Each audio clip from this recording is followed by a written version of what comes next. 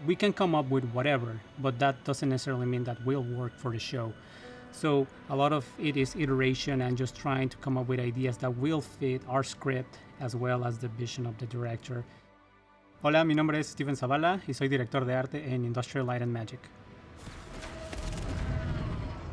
The director Gareth, as well as production designer James, had a very specific vision in mind where they were thinking about taking the exhaust piece of a Raptor jet fighter and just using that as a starting point.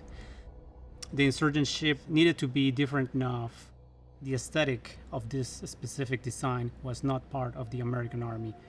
And with that, we found a more interesting silhouette when it comes to shape design. The ship is, like I said, it's mostly, if you could imagine, like we just detach the exhaust parts of a Raptor jet fighter, and we use that to inform the rest of our design.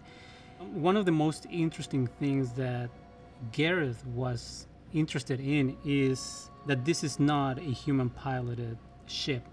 So how do we communicate that? And he thought about these spheres as the cockpits, because it doesn't necessarily have to adhere to human notions of how we fly planes. So he wanted to instantly have something that's like, okay, that doesn't look like it can be piloted by a person because it's so different to the things we associate with flying a jet fighter.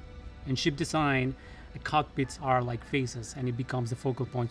Audiences are constantly exposed to really high quality images, and being able to produce something that feels fresh but familiar enough at the same time can be a bit complicated. With the laser focused vision that James Klein as well as Gareth Edwards had, we could land on a very interesting silhouette for our insurgent ship.